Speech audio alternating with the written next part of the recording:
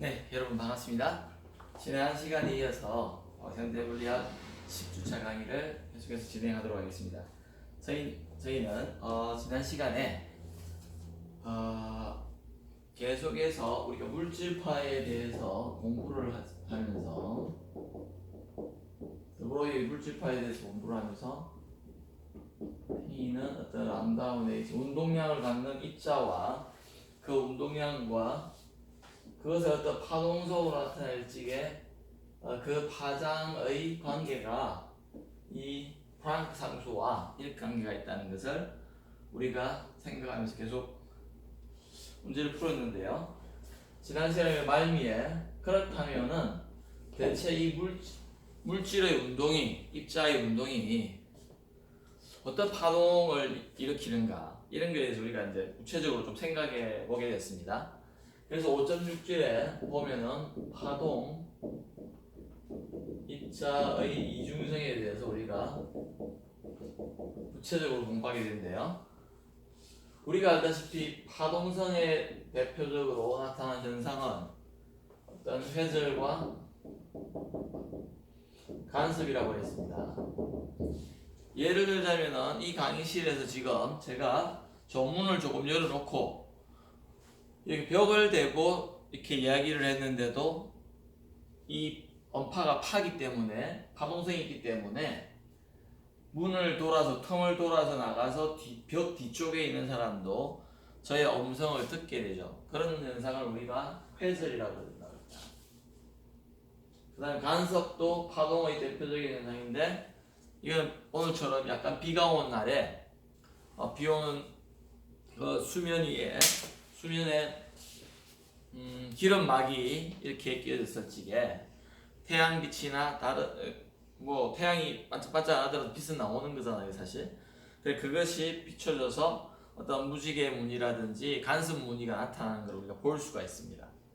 그래서 기름띠가 그 수면 위에 그 위에 떠 있다는 걸 우리가 알 수가 있죠.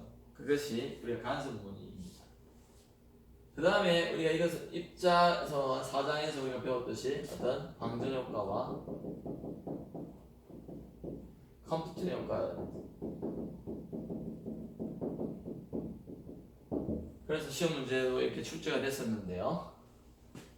대부분의 학생들이 한 70% 이상의 학생들이 이 문제들에 대해서 좀 그 예제라든지 연습 문제의 유사성을 생각해서 잘 푸신 것 같아요.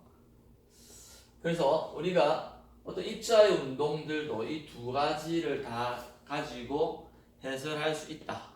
그래서 우리가 그것을 이중성이라고 한다는데요. 책에 보면은, 그래서 여러 번 제가 말씀을 드렸지만 이 회절이나 간섭 무늬를 보는 전자에 대해서 이제 파동, 우리가 말하는 전자기파 말고 전자의 운동을 본다. 전자의 운동을 보더라도 이런 회절과 간섭 무늬가 나타나는 것이죠. 그래서 지난 시간에 그래서 대체 무엇이 파동시는 것인가 했을 적에 드디어 싸이라는 이러한 함수를 도입하게 된다. 그래서 이것은 어떤 위치와 시간의 함수인데요. 이것을 우리가 뭐라 한다고 했냐면 파동함수라고 했다. 그래서 자, 왜 파동함수라고 한다고 했냐면 이걸 영어로는 wave function이라고 해요. 왜 파동함수라고 했냐면 물질의 운동을 파동적으로 해석하는 함수다. 그래서 이 함수의 의미는 또한 우리가 뭐라고 했냐면 상태 함수라고 했습니다. 그래서 state function이라고 한다. state, 어떤 입자의 상태를 나타내주는 함수다, 이런 의미죠. 그래서 이 상태를 나타내주다 보니까 이 파동함수에 뭘 했냐면은 어떤 입자의 운동의, 놀랍게도 모든 정보가 들어있다. 모든 정보를 포함하고 있다. 자, 그 말은 우리가 이 파동함수만을, 이 입자가 주어진 상태를 이용하여서 예를 들자면 어떤 힘을 받고 있고 어떠한 포텐셜 에너지를 받고 있느냐 그거에 따라서 이 파동함수가 정해지고 구해질 수 있습니다.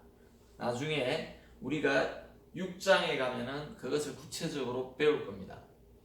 그럴 적에 그 파동함수를 구하기만 하면은 우리는 그 입자의 모든 정보들이 거기에 다 있기 때문에 우리가 속도라든지 그 다음에요 운동량이라든지 에너지라든지 1학년 때 배웠던 그 입자의 운동에 관계된 뭐 힘이라든지 이런 모든 정보들을 다 구할 수가 있다는 겁니다. 참 놀랍죠, 그죠? 그뿐만이 아니라 그럼 이 자체의 어떤 물리적인 의미가 있는가? 사실은 이거는 복소수 함수예요. 나중에 보시면 알겠지만 그래서 복소수 함수라는 것은 어떤 의미라고 여러분들이 조금 고등학교 때나 배웠냐면은 우리가 일상적으로 측정하는 물리량인 모든 물리량은 실수거든요. 측정할 수 있는 양은. 그래서 real number라고 그러죠. 실수는.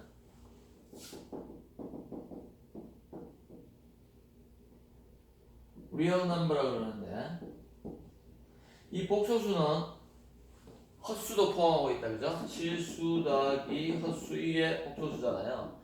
이 헛수는 imaginary number라고 그래요. 그러니까 우리가 상상할 수 있는 실제적으로는 측정하기는 어렵다. 바로 다이렉트리는 직접적으로 측정하기가 어렵습니다. 그 이유를 조금 이따 설명을 또 드리는데 자 그럴 적에 이 복소수 함수인데요. 이것이 어떤 실제적인 물리적인 그런 양은 아니지만 요것을 제곱해서 이제 복소수니까 어떤 제곱을 해야 되겠죠?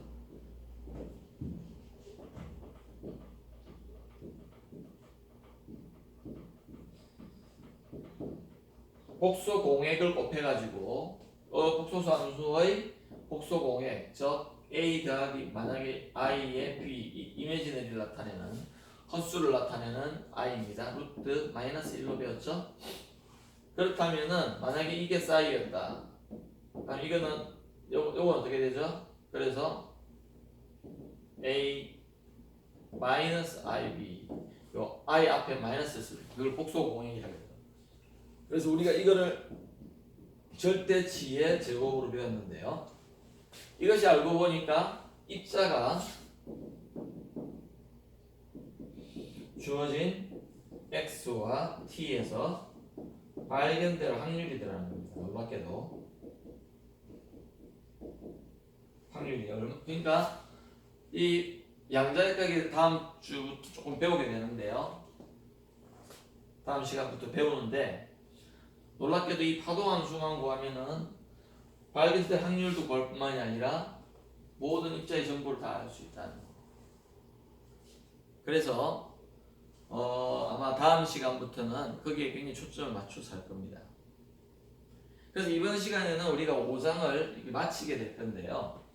예를 들어서 지난 시간에도 말씀을 드렸는데 놀랍게도 여러분 이렇게 슬릿이 있어요. 어떤 작은 텀이 있는 이런 벽을 우리가 이 부분을 슬릿이라고 그러죠. 그죠? 슬릿이 있을 적에요.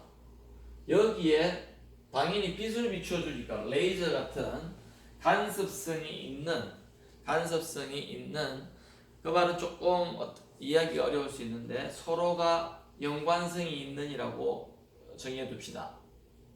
서로가 완전히 모르는 전혀 교류가 없는 그런 존재들이 아니라 간섭성이라는 것은 서로가 서로에게 어떤 정보를 주고받을 수 있는 그러한 상태를 말한다. 그래서 여러분들이 가간섭성에 대해서 한번 찾아보시기 바랍니다. 간섭이 가능한 이런 말이죠. 코히어런트라고 그래요. 코히어런트. 그래서 이렇게 좀 간단하게 설명하면 전자가 여기 들어가는데 전자가 여기 오고 그죠? 가간섭성이 있는 놈은 어떤 거라고 하냐면은 성질이 똑같은 놈 이렇게 표현을 합시다. 성질이 똑같은 놈. 얘하고 얘하고 다르지 않고 아주 성질이 비슷하다. 똑같다. 그러면서 서로가 서로에게 정보를 전달하는 것 같아요. 그랬을 적에 우리가 얘가 입장이기만 한다면은요, 여기 가서 어떻습니까? 여기만 이렇게 지난 시간에 벌써 설명을 드렸는데 여기 와서 우리가 디텍트 입자 디텍트를 해보면 여기만 전자 나오고 여기 전자 나오고 전자 안 나와야 될 것 같은데 놀랍게도 여기 스크린 저기 벽에 막아져 있는 요 부분에 전자가 제일 많이 나오더라는 겁니다. 이거는 입자성으로 설명할 수가 없죠. 과연 설명할 수 있을까요? 입자의 대표적인 성질 중에 하나가 직진성이잖아요. 그래서 책에 225페이지를 보면은요, 페이지 255 그림이 있는데요. 그 그림이 지금 5-23입니다. 이게 지금 그려놓은 건데요. 그래서 이렇게 최대치가 나오고요. 가서 이렇게 됐다가 점점 이렇게 가면 사이드로 갈수록 이렇게 줄어든 저 대칭이 돼야 되겠죠, 그죠? 슬릿이 똑같다면은 이렇게 대칭이 될 겁니다. 그래서 여기 최대가 나오는 점이 있고요. 이 최소가 여기 최소가 나오죠, 그죠? 이건 어떻게 하냐면 이 실험을 하면서 여기에 어떤 스크린을 둘 수도 있고요. 요즘은 기술이 발달돼서 전자가 와서 부딪힐 때 빛이 나오는 그러한 스크린을 만들 수가 있어요. 그게 대표적인 게 우리 디스플레이에서 그죠? CRT의 원리잖아요. 전자가 가서 부딪혀서 빛이 나오는 거. 그러니까 빛의 세기를 측정해서 할 수도 있지만 우리는 여기서 옛날에는 어떻게 했냐면 전자의 검출기를 썼습니다. 전자의 검출기를 위치를 바꿔가면서 실험은 계속 진행되면서 위치를 바꿔가면서 이렇게 스캔해 가는 거죠. 스캔해 읽어가는 거죠. 그러니까 많이 나오는 부분 적게 나오고 많이 나오고 적게 나오고 이런 식으로 되더라는 겁니다. 그래서 우리가 이때 한번 이 슬릿의 간격을 우리가 이렇게 D라고 잡고요. D라고 잡고요. 그 다음에 A 경로와 여기 이제 이 점을 우리가 잡았어요 지금. 그러면 여기서 여기까지 간 걸 우리 A라고 하고요. B라는 경로, 요 B라는 경로가 있는데 당연히 이 전자가 여기서 여기까지 가는 것과 여기서 여기까지 가는 거는 거리가 다릅니다. 당연히 그죠? 여기는 거리가 같죠. 여기는 중간이기 때문에 같습니다. 그럴 적에 이 진행하는 거리에 따라서 진행하는 거리가 이 위치가 달라지면 서로 진행하는 거리가 달라지겠죠, 그죠? 그거에 따라서 우리가 파동의 저번에 배운 대로 위상이라는 게 바뀌게 됩니다. 위상, 페이즈가 바뀌게 돼요. 페이즈가 뭐라 했는가 기억을 안 나신다 그러면은 지난 강의를 다시 한번 들어보시기 바랍니다.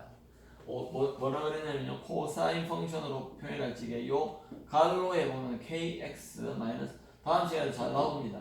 요 x가 바뀌게 되죠, 그죠? 요게 바뀌면은 그래서 이 위상이 바뀌어가지고 위상이 바뀌어서 두 개를 더했을 적에 이게 사이1이나 책에는 뒤에 나오는데요. 여기를 1으로 두고 여기를 2라고 둡시다. 그럼 여기서 출발한 놈이 여기서 오는 것과 여기서 오는 것의 x는 당연히 다를 건데 그런 것들에 의해서 코사인 값이 바뀌게 되죠. 그래서 쉽게 말하면요, 여기는 왜 플러스가 될 수밖에 없느냐, 여기서 오는 위상과 여기서 오는 위상이 똑같을 거예요. 거리가 똑같으니까.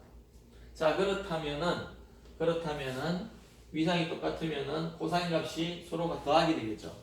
위상이 같다는 말은 뭐라고 그랬냐면요, 코사인이 이렇게 변하는데 한 놈도 이렇게 되고요, 또 다른 한 놈도 파란색으로 그려볼게요.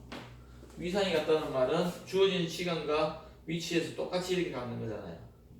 그러니까 그 점에서 오는, 요 점에서 오는 이런 놈들이 더하기 하니까 어떻게 될까요? 궁극적으로는 이렇게 두 배로 되겠죠, 그죠? 요거 제곱하면은 확률이라 그랬죠? 요거 제곱. 그러니까 얘가 이 점에서는 큰 놈만 나올 수 있다는 겁니다. 큰 놈만. 여기서는 어떻게 되느냐? 거꾸로 돼요. 쉽게 말하면은 검은색이 돼서 이제 파란색이 이렇게 되는 거죠. 설명하면 너무 시간이 많이 걸리는데 다음에 또 나올 건데요. 이렇게 되는데 여기서는 어떻게 되냐면 여기 싸이1이라고 한다면요 싸이2는 어떻게 되느냐면은 이렇게 가버리는 거예요. 시간에 대해서. 그러니까 어떻게 될까요? 두 개 더하니까 어떻게 되죠? 0이 돼버리죠? 0이 이거 더하기 이거 0 되잖아요. 그러니까 이런 점에서는 우리가 상쇄 간섭이 일어납니다. 여기에서는 우리가 보강 간섭이라고 그러죠. 보강.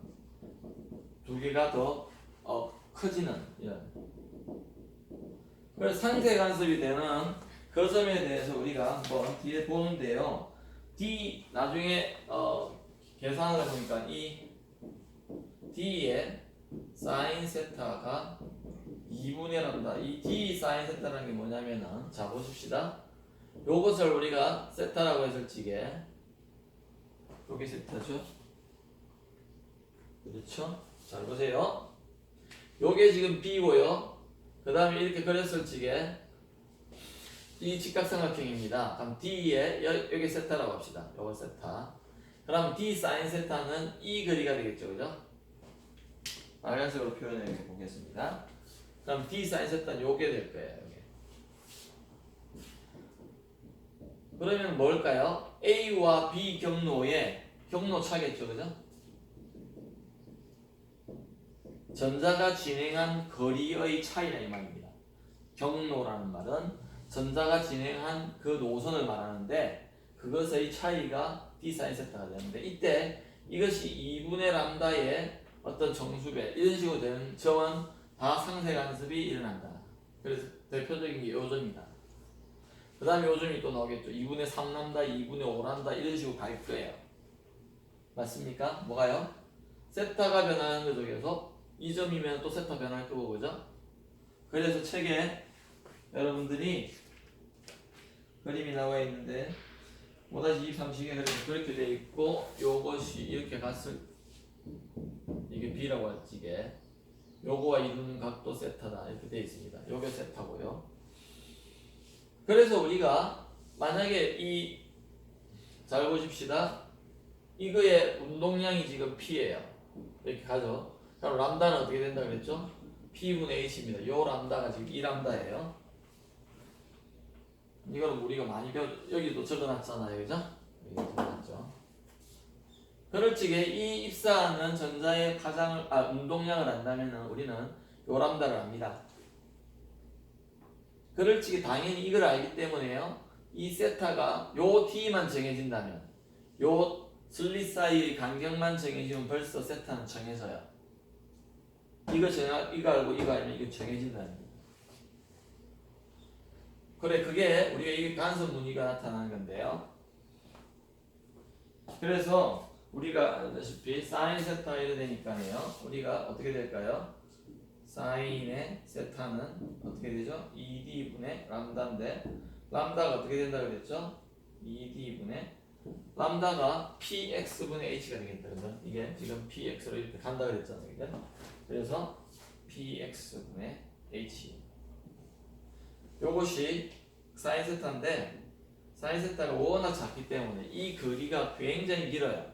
긴다고 보면은 왜 이런 것들을 조금 차이 나게끔 하려면 뒤에 가서 스크린을 가지고 해야지 너무 가까이서 하면 이 정도에 가까이서 하면은 오류가 조금 발생할 수가 있습니다. 측정하는데 그래서 우리 충분히 길다고 할 적에 이 세타는 굉장히 작을 겁니다. 그래서 이것이 보통 이렇게 표현한다.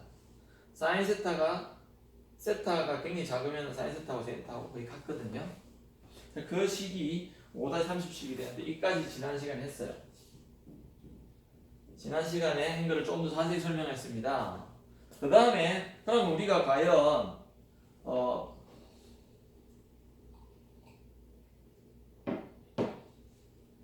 그러면은 간섭이라는 게 뭔가 보기 위해서요. 여러분 간섭이라는 게 뭔가 한번 보십시다. 이걸 한번 보실까요? 만약에 저 똑같은 실험인데요, 여러분 이렇게 되어 있는데 책에 있는 그림을 다시 한번 그려볼게요. 요 그림은 페이지 227페이지에 그림 5-25입니다. 24는 뭐라고 그랬냐면 지난 시간에 실제적으로 이러한 회절 무늬를 간섭 무늬를 사진으로 찍은 게 나옵니다. 거기 보시면요. 그 다음에요. 자, 보십시다. 관습이 뭔가를 보기 위해서 여기 스크린을 또 설치를 했는데, 스크린이 있다고 보고요. 했는데, 만약에 내가 첫 번째 1번, 여기가 슬릿이 1번이고 여기 2번인데요. 그러면은 우리가 이것을 먼저 가리고 이것을 막고, 전자는 여기 들어옵니다, 지금. 전자는 이렇게 들어오는데, 여기를 막고, 그럼 요거만 열어라는 거죠. 그러면은 여기서 그려보니까, 그래가지고 뭐 이런 함수가 나왔어요. 그래, 그거를 우리가 psi2만을 열어놨다 해가지고 psi2의 제곱이 되게 발견될 확률이죠, 그죠? 자, 그렇다면은 그 다음에 이 1만 맞고 2만 맞고요. 요 2만 나갔어요. 여기 열어놨어요. 그거를 그리니까 여기 열려 있으니까 똑같은 게 이렇게 그려지겠다, 그죠? 여기서 제일 잘 되겠다. 그래서 이거 그려놓은 게 지금 이 그림인데요. 좀 맞게 그리기 위해서 다시 한번 그려볼게요. 이렇게 되고요. 이렇게 된다고 합시다. 그러면은 우리가 만약에 이거를 열고 요걸 닫았을 적에 빨간색이 됐으니까 요거를 닫고 또 요거를 열었을 적에 검은색이 됐으니까 만약에 두 개를 동시에 연다면은 우리는 이거 더하기 이거만 단순하게 해주면 될 것 같아요. 간섭이 없다면은요. 그걸 파란색으로 그려보니까 여러분 이렇게 가가지고 어떻게 될까? 여기서 조금 왔다가 이래 와서 이렇게 이런 파란색이 그려질 겁니다. 책에는 그거 어떻게 해놨냐면요. 228페이지를 가보십시오. 228페이지. 그래서 이렇게 될 거라고 지금 설명해놨어요. 그런데 실제적으로 우리가 두 개를 동시에 하니까 이렇게 되더라는 겁니다. 그러니까 이거하고 이 파란색과 이 검은색은 완전히 다르죠. 맞습니까? 그래서 우리가 이것들을 볼 적에 간섭 이펙트, 영향이라는 게 당연히 있구나라는 걸 알 수 있다. 그러면은 수식적으로 한번 생각을 해보자. 수식적으로 아까 전에 이게 사이1 제곱이라고 그랬는데 이거는 그러면은 사이의 1의 제곱이 되겠다. 이게 사이 2 제곱이다. 그럼 이 파란색은 뭐냐면요. 단순히 뭡니까? 단순히 psi1의 제곱이고요. 더하기 psi의 2의 제곱일 거예요. 당연히 이거 다 있는 겁니다. 책에 지금 psi라고 있는데요. psi 다 있어요. 자, 맞죠? 그래서 실제적으로 우리가 확률을 구하려면 함수의 제곱을 구하면 안 된다는 걸 우리가 알 수가 있다. 왜? 실제적으로는 검은색 이렇게 나와야 되는데 파란 거는 그냥 이거 더하기 이걸 하니까 이거밖에 안 나오는 거죠. 근데 실제적으로 이 파란색과 이 검은 거는 일치하지 않죠. 일치하지 않기 때문에 어떻게 돼요? 이렇게 하면 안 된다는 거죠. 이렇게 하면 될까요? 안 돼요. 그렇다면은 우리가 이걸 동시에 열었을 적에 파동함수를 구해야 되겠죠, 그죠? 동시에 열었다. 지금도 그렇게 설명했잖아요. 동시에 열고 나서 이 점, 이 점 각 점에서의 파동함수를 계산을 한 겁니다. 계산을 해서 제곱을 해가 나타난 게 요 실험의 결과예요. 그럼 그거를 수학적으로 표현하면 어떻게 될까요? 이게 아니라는 걸 분명히 알겠고요. 그럼 전체적인 것은 사이의 1에다가요. 더하기 사이의 2를 먼저 해줘야 된다는 겁니다. 그 다음에 어떻게 돼요? 내가 이제는 발견될 확률을 계산하려면 이거를 제곱을 해야 된다 그랬죠? 이거 전체의 제곱을 해야 됩니다. 그러면 여러분 어떻게 돼요? 이렇게 돼야 되겠다, 그죠? 간단한 수학을 해봅시다. 그러면은 우리는 이걸 아까 정의를 어떻게 했냐면요. 그냥 이거 없이 할게요. 좀 빨리 하게. 곱하기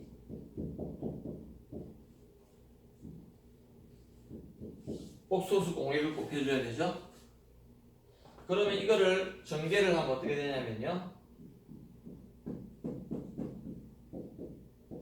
제곱이 나오고요. 그 다음에요. 그 페이지 229페이지에 페이지 229페이지에 그 밑에서 한 7번째 줄에 이 전기가 나옵니다. 그래서 더하기 여기에 보면은 2AB 나온다 그죠? 2에다가요 sin 1 이런 식으로 될 거다. 아니면은 이거에다가 더하기 sin 2 sin 1 스타 sin 2 뭐 이런 식으로 나올 거예요. 전개를 하니까.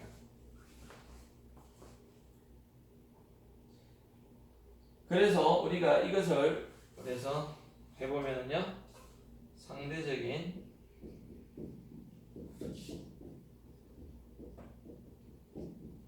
같은데 사인1과 사인2에다가 코사인 파이라는 게 나온다. 여기 아까 코사인 파이가 나왔는데요. 여기에 나오는 요런 거라고 보시면 되는데요. 이게 뭐죠? 상대에 대한 위상인데요. 위상차라고 보면 되는데 지금 잘 보십시다. 우선 봐야 될 게 두 개가 있는데요. 이거하고 요식과 요식을 비교해 보니까 요까지는 같아요. 그죠? 맞습니까? 근데 요 뒤에가 있죠. 그래서 우리가 이거를 뭐라고 하냐면요. 이거를 우리가 간섭항이라고 합니다. 간섭항이다. 그래서 요거는 정해졌다고 볼 적에 요것들은 어떻게 돼요? 위치에 따라서 바뀐다 그랬어요, 제가. 위치에 따라서. 이 점에서 생각해 보면 어떻다 그랬어요? 최대가 되는 요 점에서는 이 파이가 제로가 된다 그랬죠? 똑같은 위상을 가진다 그랬잖아요. 그러니까 위상차가 없어요. 그러니까 파이가 제로가 되니까 최대값이 되겠죠, 이게. 코사인 0이 1이니까요. 그래서 여기서는 이렇게 크게 나옵니다. 여기는 어떻게 되냐면요. 요게 90도가 되는 거예요, 사실은. 그래서 아까 2분의 람다라고 했을 겁니다. 2분의 람다.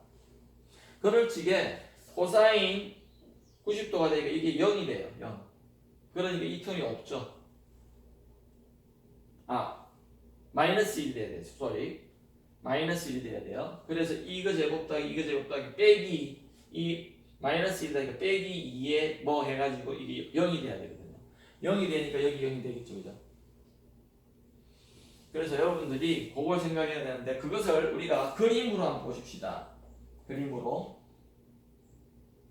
만약에 우리가 상대적인 위상이라는 것을 위상이라는 눈에 못 봐요.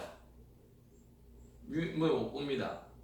그런데 그것을 좀 도식화해가 그리는 것이 우리가 벡터에 더하기 한 그건데요. 그래서 만약에 여러분 한번 생각해 보세요. 이게 사이1이고요. 만약에 사이2는 이렇게 돼 있다고 합시다. 이렇게 돼 있다고 해요. 그럼 사이1 더하기 사이2는 어떻게 될까요? 어떻게 돼야 되죠? 우리가 이런 벡터와 이런 벡터인데 실제로 벡터는 아닌데 요 벡터로 표현해주는 게 페이즈가 있었을 것 같아. 페이즈가 있어서 그래서 더하기 하면 이거 이렇게 대해줬죠. 우리가 1학년 때 배웠습니다. 그래서 이게 우리가 사이1 더하기 사이2입니다. 책에 지금 여기에다가 이것까지 해놨어요. 왜? 크기만을 생각해 본다면. 자 보십시다. 이거의 크기는요. 그래서 우리가 요 1과 2가 이루는 요 각, 요게 파이예요. 요게 중요한 건데 1하고 2가 있는데요. 여러분 1하고 2가 있는데 이 파이가 변하거든요. 왜요? 요 위치에 따라서 이 파이가 변하게 되어 있습니다. 왜 그런데요? x가 변하니까요. 요게 파이라고 그러죠. 엄밀히 말하면 나중에 가보면 k에 x2 x1 뭐 이런 식으로 돼요. 왜요? 여기서 진행해온 게 x2고요. 여기서 진행해온 게 x1이죠. 그러니까 빼기 해줬다. 그러면 요 점을 한번 보실래요? x1하고 x2 길이가 똑같죠. 그러니까 여기 0 되죠. 그죠? 어쨌든 요것의 차이가 요거라고 생각해 보세요. 그럴 적에 한번 보십시다. 만약에 사이1이 있고 사이2가 이렇게 될 수도 있잖아요. 맞죠? 파이가 제로인 경우죠. 0이죠. 그러니까 이 점이에요. 그러면 사이 1 더하기 사이 2가 될 겁니다. 두 배가 되죠, 그죠? 그 다음에 여러분 이렇게 될 수도 있지 않을까요? 요거 두 개 더하면 제로 되죠. 그 지점이 이거예요, 이거. 이게 파이가, 그래서 아까 말씀드렸듯이 180도인 겁니다. 180도. 0도니까 나란하고요. 반대로 되니까 180도 돼요. 그 지점이 이 지점이에요. 그거를 지금 잘 설명해 놨습니다. 다시 설명하는데요. 우리가 하나하나를 열었을 적에, 하나를 열어서 됐을 적에는 간섭이라는 게 생각을 못 하잖아요. 한 개씩 넣으니까 간섭이 안 일어나죠. 그냥 그래서 한 개씩을 구해서 됐더니 요거밖에 안 되는데 동시에 두 개를 열고 나서 했더니만 이렇게 되더라는 거예요. 그래서 이 등은 동시에 열은 거에 생기는 거잖아. 동시에 열은 거. 그래서 우리가 이거를 간섭항이라고 합니다. 그래서 이거를 해석하려고 하니까 요 파이를 알아야 되는데 요 파이가 뭐냐? 요 사이 1과 사이 2가 이루는 각이다. 그래서 이 위치가 변하는 거, 이 위치가 변한다는 말은 요 파이가 변하는 건데 왜? 위상 안에 이 x가 들어가 있거든요. 그래서 상대의 위상의 차라고 합니다. 상대 위상. 요거에 대한 요거의 위상 차. 1에 대한 2의 위상 차죠, 이게. 그래서 당연히 0부터 360까지 변할 수 있을 겁니다. 자, 보십시다. 여기가 0이죠. 여기 180도, 이게 360도 이렇게 되죠. 0, 180, 360, 0, 180, 360 제압한다는 겁니다. 아닌데요. 그렇게 하기 싫으면 0, 그 다음에요 360, 여기가 어떻게 될까요? 720도. 여기는 뭐 3배가 되는. 그 다음 여기가 180이니까 여기는 어떻게 될까요? 540도가 되겠다, 그죠? 파이로 나타낸다면은 2분의 5파이. 맞죠? 네. 코사인 2분의 파이가 제로. 마이너스 180도 이렇게 파이, 마이너스 파이가 되네요. 마이너스 파이. 파이. 그 다음에 3파이, 5파이 이래 나가야 돼요. 그렇게 돼야 된다는 것을 우리가 알 수 있다. 그러면은요, 여기 사고의 실험에 보면은 이 부분은 좀 간단히 하고 지나가려고 합니다. 뭐 설명은 드리겠지만요. 229페이지. 오늘 배운 것 중에 제일 중요한 건 이거다, 이거. 왜? 파동성에 대해서 설명을 했는데, 우리가 간섭이라는 게 중요하다, 이게서. 간섭성은요, 요 틈으로 나타나요. 간섭이라고. 그래서 우리가 이거를 나타내는 걸 뭐라 그러냐면요, 여러분, 제가 빠먹었는데, 중첩의 원리라고 합니다. 이 파동과 여기서 나오는 전자의 파동과 여기서 나온 전자의 파동이 동시에 작용할 적에 동시에 열어줬죠. 동시에 이게 동시 아니죠. 요거 막았다가 동시 아니거든요. 동시에 열어줬을 적에 여기에 오는 놈은 요 파와 요 파를 그냥 더하기를 해야 되는데 더하기 해야 되죠. 좀 그거를 우리가 좀 단순한 더하기가 아니죠. 왜요? 서로의 위상이 달라지기 때문에 단순한 더하기가 아니라 어떤 일종의 벡터 더하기가 더 맞다. 벡터의 더하기다. 그래서 우리가 그런 거를 우리가 파동의 중첩이라고 해가지고 여기 온 놈과 여기서 온 놈이 동시에 여기 쌓인다. 겹쳐진다. 그런데 관계를 하면서 겹쳐진다. 그래서 우리가 그걸 뭐라 한다고요? 중첩이라고 합니다. 단순 더하기가 아니라 중첩이라고 합니다. 자, 그랬을 적에 우리가 뒤에 나오는 것들은 한 5분 만에 마치고 오늘 숙제도 내드릴 건데요. 자, 그렇다면은 우리가 어느 슬리로서로부터 여기 나왔는데 전자가 튀어나와가지고 이렇게 오는데요. 이 전자가 여기 갔는데 어느 슬릿으로 와서 일로 왔는가를 우리가 과연 알 수 있을까? 그거에 대해서 이제 생각을 해봤는데요. 그러려면은 우리가 여기서 나온 놈들 중에서요. 책에 이제 그림을 좀 지우고요. 페이지 오늘 그림을 많이 그려야 되는데 230페이지 그림을 그리겠습니다. 요거 간단하게 5분만 설명하고 마칠게요. 그건 결론은 불가능하다는 건데요. 결론은 우리가 불가능하다. 5.28에서. 자, 그러면은 여기에 전자가 들어갔는데 이 다시 D고요. 전자가 여기 들어가요. 근데 이 전자가 어디로 가는가나 어떤 전자인가 알기 위해서 여기에 검출 입자들을 줍니다. 요 앞에.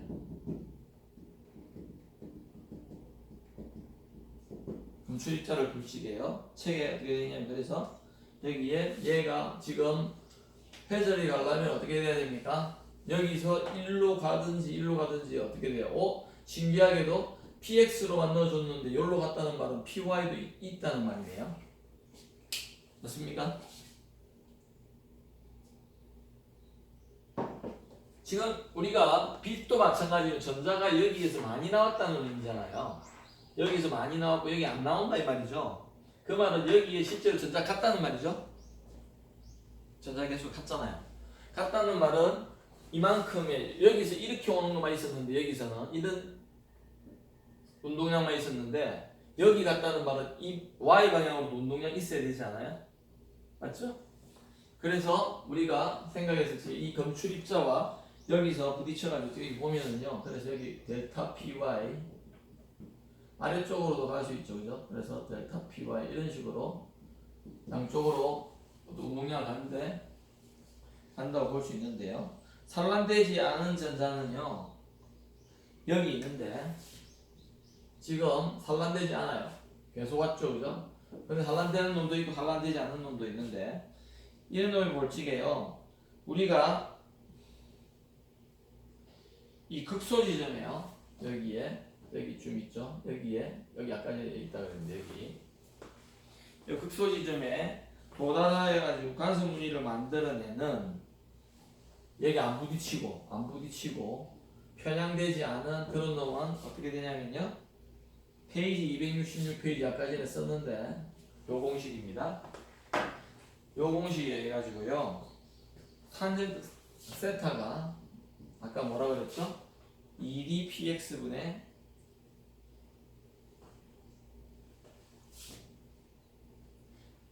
자, 그렇다고 할지 여기 한번 보십시다. 여기 뭐라고 그랬냐면 이렇게 해놓고 이렇게 해가지고요. 이게 지금 py고요. 이게 px예요. 제 그림에. 그러면은 요게 세타라고 할지게 탄젠트 세타는요. 세타하고 비슷한데 우리가 px분의 py라고 볼 수 있다. 근데 이것이 뭐였다고요? 아까 전에? 뭐였죠? 저게 2의 d에 px분의 h가 돼요. 자, 그런 식으로 해가지고요. 우리가 이것 해가지고 231페이지에 나오는데요. 이 간섭 무늬가 요 검출입자에서 왜곡되지 않으려면은 그러니까 이것이 있다고 해서 뭐 간섭 무늬가 안 되는 게 아닌데 왜곡되지 않으려면은요. 검출되는 입자에 산란되는 전자는요. 검출 입자에 대해서 산란되는 전자는 py분이에요. 델타 py 해가지고요. 이것이 세타보다 굉장히 작아야 되는데 px분이에요. 요 py고요. px는 요 가는 겁니다. 가는 건데 그것이 세타보다 굉장히 작아야 되는 이 세타가 지금 요거였죠. 2d px d분의 h인데요. 요 시기에서 px를 만약에 없애준다면은 델타 py는요 어떻게 돼야 되냐면은 2d분의 h보다 굉장히 작아야 된다. 그 다음에 앞에서 우리가 델타 y는요 델타 y는 요거보다 작아야 되겠죠, 그죠? 그래서 운동량 보존의 법칙에 해가지고요. 운동량 보존의 법칙에서 들어간 전자가 검출 입자한테 주는 에너지, 주는 운동량. 그거는 검출 입자가 뺏기는 운동량하고 똑같아요. 왜? 운동량이 보존이 돼야 되기 때문에. 그래서 검출 입자의 경우에도 똑같이 이거는 지금 산란 전자에 대해서 했는데 검출 입자에 대해서도 우리는 똑같은 그걸 할 수 있는데 델타 py가 이렇게 되겠죠, 그죠? 이렇게 되는데 이 검출 입자에 대해서 그래서 근데 델타 y는요 얘가 아무리 움직여도 요 안에서 움직일 거예요. 그래서 델타 y를 우리가 델타 y를요 그게 어디냐면은 여기 있었는데 230페이지 밑에서 다섯 번째 줄인가요? 다섯 번째 줄에 있습니다. T보다 작아야 된다, 굉장히. 그죠? 아무리 변화가 있다 하더라도 요거보다 크진 않을 거다. 그래서 이렇게 된다. 여기서 그래서 델타 Y를 곱해주면은요, 똑같이 작아야 되니까 이거보다는 이렇게 작아야 돼요. 자, 그런데 우리가 보면은 델타 Y가 델타 PY를 곱했는데 D 없어지고요. 이게 어떻게 됩니까? 2분의 1이 뭔가 우리가 어디서 본 것 같죠? 델타 Y, 델타 PY 본 것 같은데 부호가 바뀌어 있어요. 불확정성 원리가 뭐였죠? 이거보다 이것이 커야 된다 그랬죠. 항상. 만약에 이 공식이 맞다면요, 델타 Y하고 델타 PY는 동시에 아주 정확히 측정할 수 있다는 말입니다. 왜? 이거보다 불확정도가 엄청 작아야 된다고 되어 있잖아요. 그런데 그렇지 않다. 그거는 불확정성 원리 이입이 된다. 이게 불확정성 원리였는데, 그래서 우리가 결론이 뭐냐면요, 책에도 나와 있는데 결론이 여기서 전자가 어느 간섭 무늬에 가 있는가를 정확하게 알아낼 수 없다는 겁니다. 그 불확정도라는 게 우리가 사실 있는데 그것들이 어떻게 보면은 불확정도 원리를 위배하는 현상이 일어날 수가 없거든요. 원리를. 그럼 그게 원리가 아니잖아요. 그래서 우리가 이 계산을 해보니까 이러한 공식이 나오는, 이런 식이 나오는데 이런 식은 불확정도 원리 위배가 된다는 거죠. 만약에 이렇게 된다는 의미는 뭐냐면은 델타 Py 산란되는 거든지 아니면은 간섭에 관여하는 입자든지요. 운동량의 그 불확정도와 그 다음에 위치의 불확정도가 거의 0도 되죠, 그죠? 2분의 1 이게 0인데 이거보다 작아야 돼요. 0이라는 겁니다. 말이 안 되죠? 맞습니까?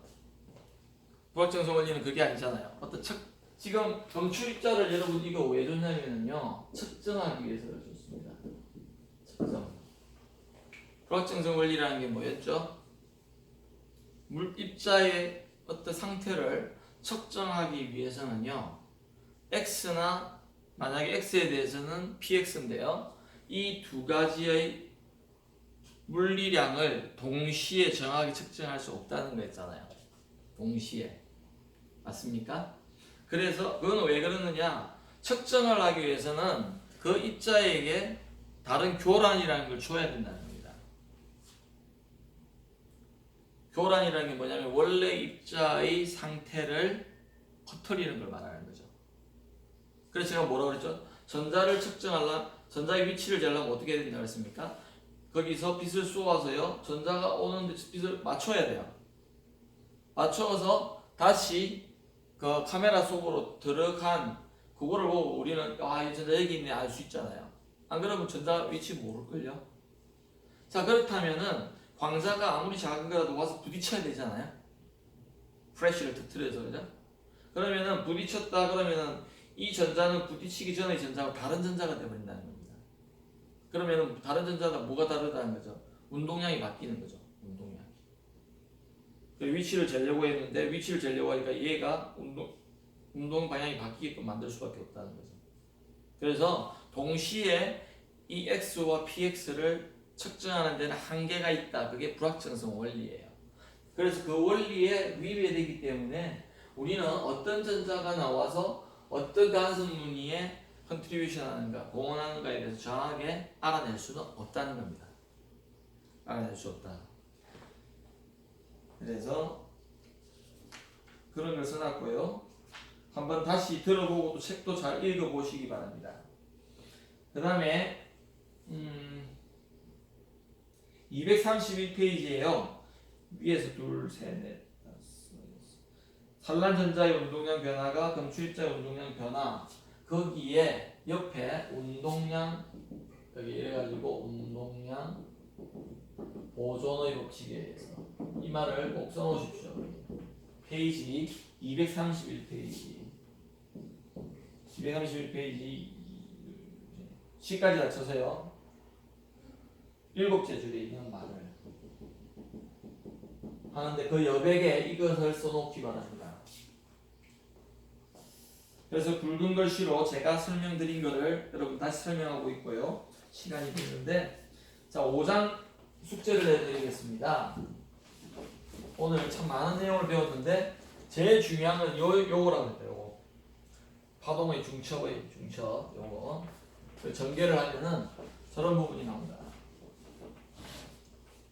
그래서 호목인데요. 5장. 여러분들이 제발 부탁인데 이메일로 스캔해서 보낼 적에 정말 여러분들 한 두세 줄의 인사말이나 뭐 어떻게 잘하고 있다 이런 가벼운 인사말 같은 거는 이메일에 적어주는 예의가 있으면 좋겠습니다. 정말 한 반 정도의 학생은요 아무 말도 없이 그냥 첨부 파일만 해가지고 다 보내요. 그건 저는 조금 안타까워요. 여러분들 저뿐만이 아니라 다른 친구라도 다른 동료에게도 또한 선배에게도 보낼 적에 습관이 들어 있어야 됩니다.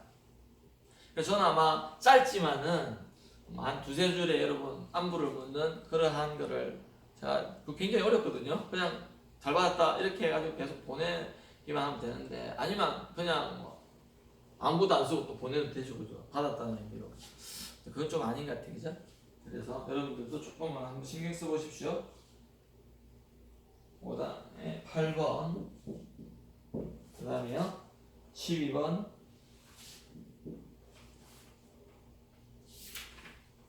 19번과요 27, 28.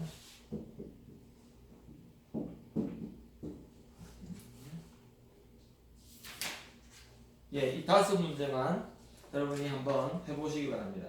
아주 뭐 그렇게 어렵지 않은 문제들인데요. 기말고사를 준비하신다 생각하고 한번 여러분들이 잘 풀어보기를 바랍니다. 오늘 수업은 여기까지 하고요. 다음 시간부터 6장의 본격적인 입자의 운동을 설명하기 위해서 파동적으로 설명하기 위해서 양자역학이라는 것을 한번 시작해 보도록 하겠습니다. 참 중요한 챕터인데 좀 어려워서 수학적으로도 어려워서 좀 걱정인데 예습을 동영상 여러 번 보시고 잘 숙지하시기 바랍니다. 감사합니다.